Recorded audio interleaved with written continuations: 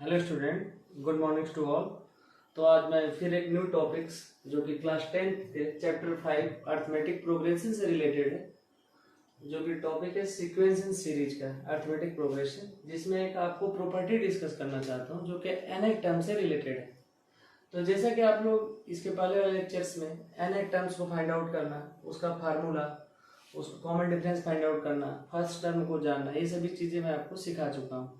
Okay, but यहाँ पे हमको जानना है कि अगर किसी सीक्वेंस का nth टर्म आपको ऑलरेडी n के फॉर्म में दिया है तो हम लोग उस पूरे सीक्वेंस को कैसे फाइंड आउट करते हैं। तो यहाँ पे एक स्टेटमेंट लिखा है, so that A sequence is an AP if it's nth terms is a linear expression in n। अगर किसी सीक्वेंस का अगर उसका nth टर्म्स n में लीनियर इक्वेशन है, मतलब n का पावर 1 है, तो जैसे एग्जांपल के रूप में अगर मैं एक an का एग्जांपल्स लूं, मान लो 6 माइनस 4n। ओके, तो this is a linear equation in n and आपको स्टेटमेंट्स के अकॉर्डिंग बोल रहा है कि nth टर्म्स लीनियर इक्वेशन में होगा तो ऑलवेज एक एपी शो करेगा।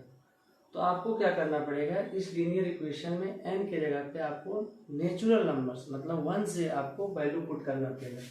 अगर n इक्वल टू 1 अगर पुट करते हैं इस इक्वेशंस में तो आपको फर्स्ट टर्म फाइंड आउट हो जाएगा, जो कि 6 माइनस 4 इंटू 1। ओके, यहाँ से आपकी वैल्यू आ जाएगी 6 minus 4 equal to 2। This is the first term. आपको सेकेंड टर्म से भी इससे फाइंड आउट हो जाएगा, a2 इक्वल टू, आप जैसे ही वैल्यू रखेंगे 6 माइनस 4 इंटू 2, तो 6 minus 8 equal to -2। This is the second term. आपको a3 भी फाइंड आउट हो जाएगा, a3 equal to 6 minus n की जगह पे आपने 3 पुट कर दिया, यहाँ पे आपको 6 minus 12 equal to -6। This is the NAP, जिसके टर्म्स हमने 1 2 3 रख के पुट करके फाइंड आउट कर दिया। यहाँ से आपके जो सीरीज बनेगी, आपका फर्स्ट टर्म 2 है, सेकेंड -2 है, देन आपका -6 है। तो आपको डेफिनेटली ये देखने में लग रहा होगा कि AP है, क्योंकि 2 माइनस 2 फिर -6। डी हम लोग फाइंड आउट कर सकते हैं सेकेंड टर्म से, 2 माइनस 2 इक्वल टू -4। यहाँ डी की वैल्यू हम लोग को पता चल गई -4। अगेन आपको नेक्स्ट टर्म से भी फाइंड आउट कर सकते हैं, 6 minus -6 minus -2 -6 plus 2 equal to -4। Actually decreasing AP है, जहाँ पे आपका जो टर्म्स हैं आपके वैल्यू नेगेटिव में जाती रही है, वैल्यू कम होती जा रही है, तो इसीलिए आपका कॉमन डिफरेंस यहाँ पे नेगेटिव आ रहा है। तो यहाँ से आपको एपी मिल गई। आप थर्ड टर्म फोर्थ टर्म भी फाइंड आउट कर सकते हैं, कॉमन डिफरेंस भी मैंने निकालना बता दिया। तो यहाँ पे एक बात ध्यान रखना है कि जैसे ही आपको n में लीनियर इक्वेशन मिलता है तो आपको ऑलवेज एपी शो करेगा। यहाँ पे डायरेक्टली आप कॉमन डिफरेंस को फाइंड आउट कर सकते थे, जो कि n का कोफिशिएंट होता है वही आपका कॉमन डिफरेंस होता है। n का कोफिशिएंट यहाँ पे -4 है, इसलिए यहाँ पे कॉमन डिफरेंस -4 हो जाए। आप बहुत सारे एपी को ले सकते हैं जो कि लीनियर इक्वेशन इन n है, जैसे an इक्वल टू आप ले सकते हो 2 प्लस 3n। यहाँ भी आप 1 2 3 पुट करके आप एपी दिखा सकते हो, 2 plus 3 into 1 equal to 2 plus 3 equal to 5। a2 equal to आप निकाल सकते हैं 2 plus 3 multiplied by 2, 2 plus 6 equal to 8।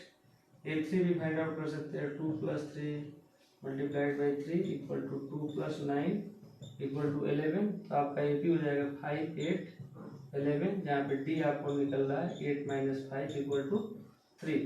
आप डायरेक्टली n का कोफिशिएंट देख करके भी डी फाइंड आउट कर सकते हैं। जैसे ही आपको ए बी मिलती है आप सारी चीजें आप लोग फाइंड आउट कर सकते हैं। nth टर्म तो आप कोई भी इसी से निकाल सकते हो, बट जैसे एपी आपको मिलेगी एसएन भी हम लोग फाइंड आउट कर सकते हैं, क्योंकि ऑलरेडी मैं एसएन का आपको फार्मूला भी डिस्कस कर चुका हूँ, n/2 2a plus n minus D. एक और इससे रिलेटेड बहुत इंपॉर्टेंट प्रॉपर्टी है जो कि अभी इसको डिस्कस करूंगा, जब तक आप नोट करेंगे कि आपको जब भी किसी एपी का सम का nth टर्म का सम आपको क्वाड्रेटिक इक्वेशन में होता है तो उस वो भी आपको डेफिनेटली एक एपी होती है। तो उसको अभी हम लोग डिस्कस करते हैं। तो आप लोग जब तक इतना नोट करिए, और सारे एग्जांपल्स आपके बुक्स में हैं। तो ये बहुत इंपॉर्टेंट आपकी स्टेटमेंट था जिसको ध्यान में रखना है, जहाँ पे ए डायरेक्टली दिया रहता है। बच्चों अभी जस्ट इसके प्रीवियस हम लोग डिस्कस कर रहे थे कि if the nth term of AP in linear equation in n then it's always show NAP। अगर कोई लीनियर इक्वेशन n में अगर कोई इक्वेशन है तो वो ऑलवेज एक AP को शो करेगा। अभी जस्ट हम लोग वही प्रॉपर्टी को डिस्कस कर रहे थे, बट जो अभी ये प्रॉपर्टी है this will be the so that a sequence is NAP if its nth term sum in a quadratic equation। अगर nth term का सम क्वाड्रेटिक इक्वेशन में दिया गया वो भी ऑलवेज एक AP ही शो करती है। तो इसको फाइंड आउट करने के लिए हम लोग क्या करते हैं, nth टर्म्स को निकालते हैं। सबसे पहले nth टर्म को फाइंड आउट करते हैं। nth टर्म फाइंड आउट करने के लिए एक टेक्निक्स है जिसमें Sn माइनस Sn-1, इसको मैं एक्सप्लेन करता हूँ। Sn डायरेक्टली आपको यहाँ पे दिया हुआ है, Sn-1 को इसी Sn के हेल्प से फाइंड आउट करके इसमें हम लोग पुट करेंगे। तो Sn-1 को हम लोग फाइंड आउट करते हैं। आपको ध्यान रखना है जहां जहां n है वहां पे n-1 को पुट करना है। तो 2n-1 प्लस 1। एक्चुअली Sn का जो इक्वेशन है क्वाड्रेटिक इक्वेशन में है, तो इसी को ध्यान रखना है कि अगर Sn क्वाड्रेटिक इक्वेशन में है तो ऑलवेज एक AP को शो करता है। उसके लिए हम लोग An पे काम कर रहे हैं, An को फाइंड आउट कर रहे हैं। तो Sn माइनस Sn-1, Sn-1 को n की जगह पे n-1 प्लेस करके हम लोग इसकी वैल्यू फाइंड आउट करते हैं। 2n का -1 का होल स्क्वायर करेंगे a माइनस बी के होल स्क्वायर पे n square plus 1 minus 2n plus 1। इसके बाद हम लोग इसको लिखेंगे 2n square plus 2 minus 4n plus 1। Finally आपका 2n square minus 4n, okay 4n plus 4n plus 2 plus 1 3। okay, so this is the Sn-1।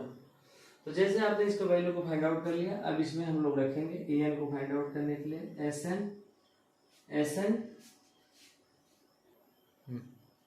तो बच्चों An की वैल्यू हम लोग पुट करेंगे Sn-1 को। Sn आपको दिया गया है 2n square plus 1 minus 2n square minus 4n plus 3। इसको हम लोग ब्रैकेट को ओपन करेंगे। 2n square plus 1 minus 2n square, यहाँ निगेटिव साइन है तो साइन आपका with in the bracket change हो जाएगा। माइनस का प्लस हो गया, प्लस का माइनस हो गया। 2n स्क्वायर से 2n स्क्वायर कैंसिल हो गया, तो आपका finally 4n minus 2। This is the value of An। Just इसके प्रीवियस जो हम लोग ने थ्योरम लिया हुआ था, जो स्टेटमेंट था कि अगर लीनियर इक्वेशन का nth टर्म्स आपका लीनियर में है किसी AP का nth टर्म तो आपका वो AP होती है। यहाँ पे An हम लोग को लीनियर इक्वेशन मिल चुका है। अब जैसे ही An आपको 4n-2 मिला हुआ है तो आप वैल्यू रख करके पूरी सीरीज को फाइंड आउट कर सकते हैं। जैसे हमने A1 निकाला 4 multiplied by 1 minus 2 equal to 2, 4 minus 2। A2 आप फाइंड आउट करेंगे 4 multiplied by 2 minus 2, 8 minus 2 equal to 6। A3 find out करेंगे n की जगह 3 पुट करके 4 multiplied by 3, 12 minus 2 equal to 10। ऐसे बहुत सारे टर्म्स फाइंड आउट कर सकते हैं। पर जैसे आप लोग वैल्यू रखेंगे A1 A2 A3 की तो आपको दिखेगी कि 2 4 6 2 4 10 आपका एक AP का सीक्वेंस दिख रहा है जहाँ पे कॉमन डिफरेंस 2 6 10, जहाँ पे आपको कॉमन डिफरेंस 4 का दिख रहा है। वैसे भी आपको लीनियर इक्वेशन में nth टर्म आपको फाइंड आउट हो गया तो n का कोफिशिएंट ही कॉमन डिफरेंस होता है, जो कि इसके प्रीवियस वाले स्टेटमेंट में मैंने डिस्कस किया था। तो यहाँ an का कोफिशिएंट यहाँ पे 4 है, तो d आपको 4 यहाँ से भी दिख रहा है और सीरीज से मिलो d निकालने में 4 आ रहा है। तो जैसे ही आपको टर्म्स मिल गए, आप nth टर्म्स कोई भी टर्म्स आप फाइंड आउट कर सकते हैं, क्योंकि हमारे पास ऑलरेडी एक फार्मूला है an equal to a plus n minus 1 into D. इसके अलावा Sn भी फाइंड आउट कर सकते हैं। सम आप 4 टर्म 3 टर्म्स ये आपको सारी चीजें से फाइंड आउट हो सकती है। बट आपको इस चीज को बहुत अच्छे से ध्यान रखना है जो कि आपको An निकालने के लिए हेल्प करेगा Sn माइनस Sn-1, जहाँ पे Sn-1 को निकालना भी आपके लिए, जहाँ पे n है उसको n-1 पुट करके आप सॉल्व करेंगे तो Sn-1 आ जाएगा। फिर आप वैल्यू पुट कर देंगे तो An निकल जाएगा। उसके बाद उसको 1 2 3 पुट करके आप उसके टर्म्स को फाइंड आउट कर सकते हैं। तो होपफुली ये वीडियो आपको समझ में आया होगा। और अगर कोई डाउट्स हो इस तरह के एनसीईआरटी में एक आपका क्वेश्चन भी दिया गया है 5.3 का 11th नंबर का क्वेश्चन है, जिसमें इस तरह के सम ऑफ एपी को आपको क्वाड्रेटिक इक्वेशन में दिया गया है, जहाँ से एन हम लोग फाइंड आउट करके उसके सारे आंसर दे सकते हैं। तो फुली ये वीडियो आपको समझ में आया होगा। थैंक यू बच्चों।